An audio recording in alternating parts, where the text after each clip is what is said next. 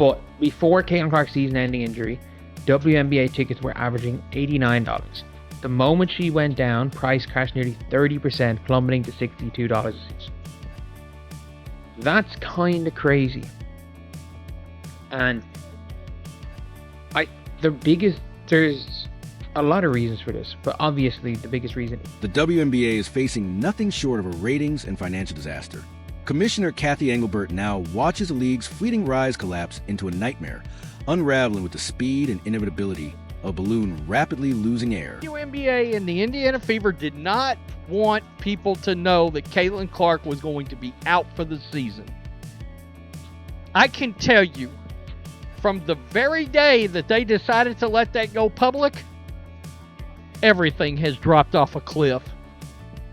Views on this channel, the television ratings, the interest, Thanos snapped out of existence. People were trying to hang on to the possibility this whole time. Look, so many people stayed engaged with the team because they thought the cavalry was coming. The breaking point came with the Indiana Fever's stunning announcement. Superstar guard Caitlin Clark will miss the rest of the 2025 season. Her absence leaves the WNBA confronting a harsh truth. Without their golden goose, the league risks becoming little more than a costly, irrelevant sideshow few care to watch. Late July, the WNBA proudly flaunted ratings for the All-Star Game, which drew 2.2 million viewers. Of course, they conveniently failed to mention that ratings were down 36% from the record ratings that Caitlin Clark pulled the year before. Early August, ESPN pointed out that the Seattle Spankers and the Indiana Felines, without Caitlin Clark, drew 1.6 million on ABC. ESPN claimed that WNBA ratings were up 20% over last year, mostly without Caitlin Clark playing. But over the last 3 or 4 weeks, both the WNBA and the media have been strangely silent. I wonder... The financial fallout from Clark's season-ending announcement has been catastrophic for the league. WNBA playoff ticket prices have collapsed by an average of 30% overnight, with some matchups plunging from over $200 to as little as $25, underscoring the devastating economic impact. The WNBA are currently treading dangerous waters. It's sharks out there, y'all. It is sharks out there in the deep ends of that water. Reality is hitting, and the playoffs have the potential to expose even more. Ratings could potentially crash in this year's WNBA playoffs without Caitlin Clark. Networks have their eyes peeled to what is going on, and ticket prices plummeted 30% while Caitlin Clark was out with her. The Indiana Fever, once commanding premium ticket prices all season, saw road game values collapse by 71% after Clark's injury, plunging from an average of $137 to just $80. This isn't a small correction. It's a full-scale market crash, exposing the league's fragile, unsustainable dependence on a single superstar. And she's only on one team. But very big chunk of the total attendance in WNBA is from the Indiana Fever. They have the second highest home attendance. Teams are literally moving arenas. So yeah, a lot of teams, whether it be the Lynx opening the Upper Bowl, whether it be the Wings, the Dream, Sky, all of these teams moving games. All of these teams are moving games for the Indiana Fever, regardless of who it is. They all have to sell those seats. And a lot of people don't want to go. It's super cheap. Like, it's a lot easier to fill a 10,000 seat arena without Caitlin Clark than to fill 20,000. So you're going to have to find a way to do it anyway, which is what a lot of people are going to be doing, trying to sell tickets. The 2025 WNBA season was expected to be a landmark year, shattering attendance records and delivering unprecedented revenue. Instead, it has become a cautionary tale of how quickly manufactured momentum collapses when built on shaky foundations. Caitlin Clark, who never missed a game in college or her rookie season, managed just 13 appearances in 2025 before multiple injuries sidelined her. Stripped of her star power, the league that proudly declared it had arrived is now sliding back toward irrelevance. The financial numbers leave no room for debate. Without Clark, the WNBA's supposed breakthrough is nothing but an illusion. The WNBA playoffs begin on Sunday. Have you noticed that no one is talking about it? This time last year, the WNBA was dominating talk shows on ESPN and FS1. Content creators on YouTube were flooding the platform with WNBA videos. This year, it's complete silence. Obviously, ratings for the playoffs are going to be a flaming ass fire. But if I'm the WNBA, I am concerned. If you're enjoying this, don't forget to subscribe. The most damaging fallout from this crisis isn't just the immediate financial blow. It's the complete disappearance of sports media interest in the WNBA. Networks and commentators who once treated the league as essential coverage are now backing away faster than ice cream melting in the sun. The same voices that loudly declare the WNBA's breakthrough moment are quietly refocusing on more profitable sports, leaving the league desperate to stay relevant without its central storyline.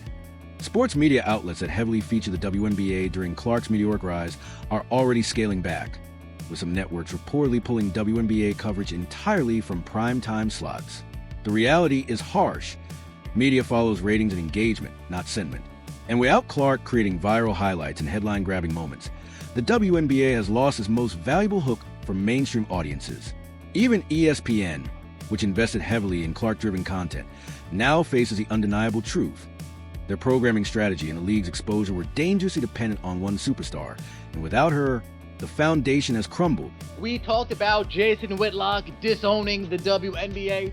True to his word, hasn't spoken a lick about the WNBA since. Colin Cowherd trashing the WNBA. It's Caitlin Clark and only Caitlin Clark. Last year, he used to lead shows talking Caitlin Clark, talking WNBA. This year, with her injury, didn't even bother wasting more than 10 minutes talking about the WNBA this year. No Shanae, no Elle Duncan, no Monica McNutt, none of those. Perhaps the clearest sign of the league's desperation is the total collapse in viewership without Clark on the court. Games that once attracted more than 1.8 million viewers are now struggling to draw even 200,000. A staggering 89% decline that exposes how inflated the WNBA's popularity truly was.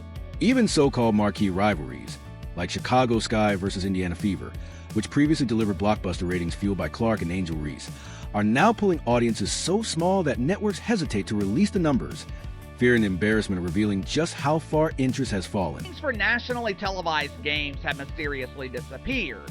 I knew the WNBA lived in a world of make-believe, but I never realized they were magicians. It seems when ratings fail to meet expectations, the WNBA makes ratings disappear faster than pants at the Butt Bongo Festival.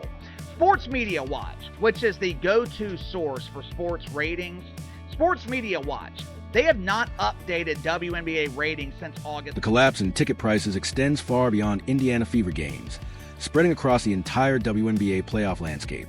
With Clark sidelined, fans have made it clear the product simply isn't compelling enough to justify premium costs. Matchups that once commanded $200 tickets at the height of Clark Mania are now being sold for as little as $25. Yet even with those steep discounts, arenas continue to struggle to fill seats.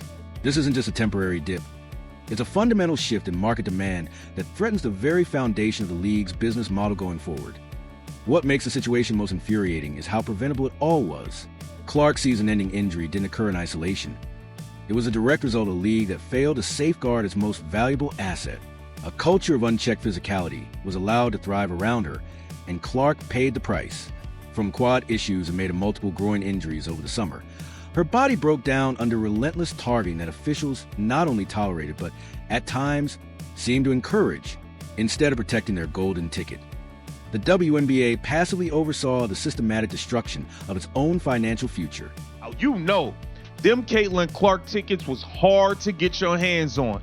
It don't matter if she was playing in LA, Indiana, Atlanta, Seattle. It did not matter. Afghanistan. It didn't matter. It was hard to get your hands on a Caitlin Clark ticket. Y'all see how many people showed up in Iowa? They could have filled up a football stadium. A football stadium. Super Bowl. Yeah, that is the demand for. Commissioner Kathy Engelbert now finds herself in an impossible position, tasked with maintaining the credibility of the WNBA while watching the fragile foundation of the league's so-called success disintegrate in real time.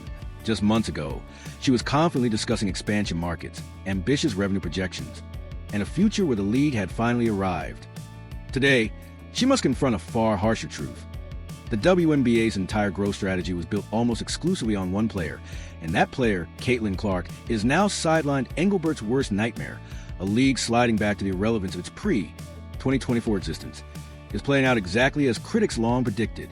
The WNBA's desperate efforts to manufacture alternative narratives in Clark's absence have fallen flat. Campaigns to elevate other stars or hype new rivalries simply aren't resonating, and the numbers prove it.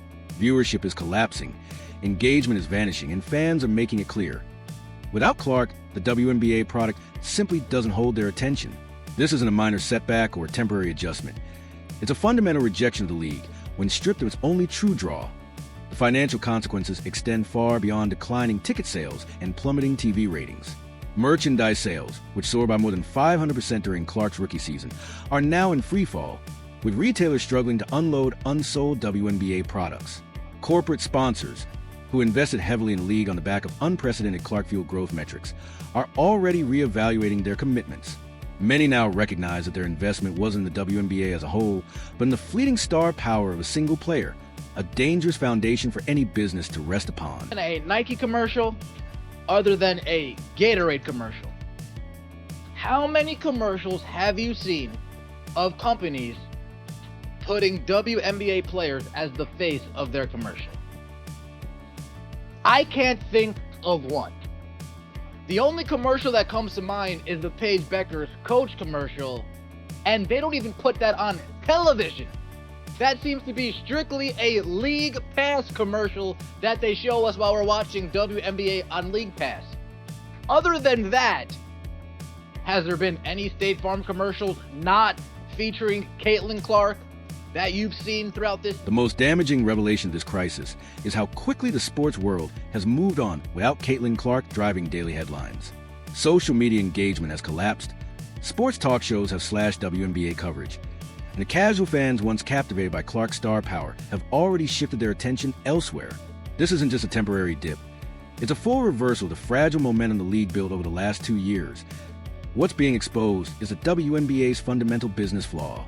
The league that boasted about record-breaking attendance and unprecedented television deals is now confronting an uncomfortable truth.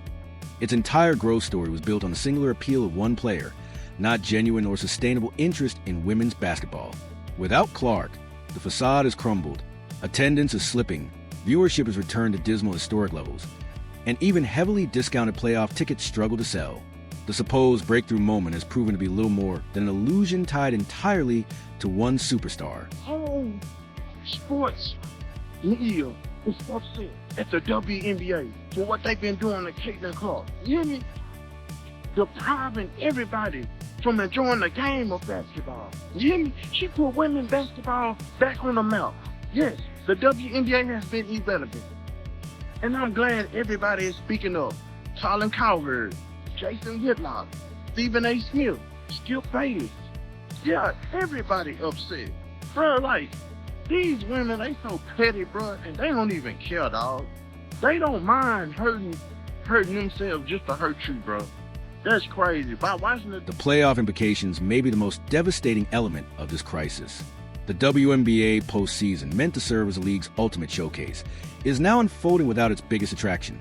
Television executives who once banked on Clark-driven ratings to validate major programming investments are instead staring down the grim prospect of playoff games struggling to crack even 500,000 viewers.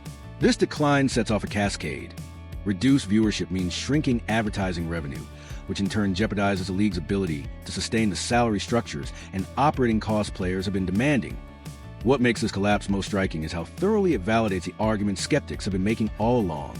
For years, critics warned that the WNBA's growth wasn't organic, but dangerously reliant on the appeal of a single superstar. Now, their warnings have been proven correct in the harshest possible way. The market has spoken with undeniable clarity. Stripped of Caitlin Clark, WNBA basketball reverts to being a product that consumers largely reject, no matter how aggressively it is packaged, promoted, or sold. There are similar reactions to the drastic change in ticket prices following Clark's injury. Because it's unwatchable without her, someone else added, did her injury deflate ticket prices or just prove she's the entire league's economy? Another person wrote, honestly, I'm surprised it isn't more than that. I would have guessed 50%. No matter what you think about Clark, she brings people to watch. We're lucky to be able to see her. I hope she comes back strong. You don't have to like her, but she is the headline and puts butts in the... Commissioner Kathy Engelbert's legacy will now be defined by how disastrously she mishandled the league's most valuable asset. Rather than implementing protective measures around Caitlin Clark and fostering an environment where the WNBA's brightest star could flourish, Engelbert oversaw a system that allowed excessive physicality to dominate, while failing to safeguard the very player responsible for the league's financial resurgence. The result was inevitable: a season-ending injury to the one individual whose presence marked the difference between relevance and irrelevance for the league. The WNBA's current crisis is a harsh case study in how quickly artificial momentum collapses when built on unsustainable foundations. A league that just months ago declared itself a mainstream entertainment force is now scrambling to hold on to even basic audience attention without its primary attraction. Ticket prices are in free fall, television ratings have plummeted to near historic lows, and media coverage is evaporating.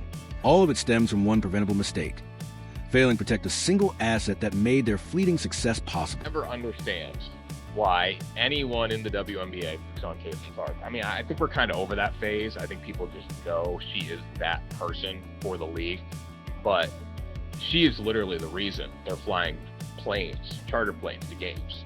Like, she is the reason that they're on ESPN consistently. They're not on ION all the time. They're on ESPN, especially once the NBA playoffs end. They're on ESPN all the time. That was not the case before Caitlin Clark arrived. And it still puzzles me that, like, one player transformed the league and, like, she was the chosen one. We talk about that all the time here.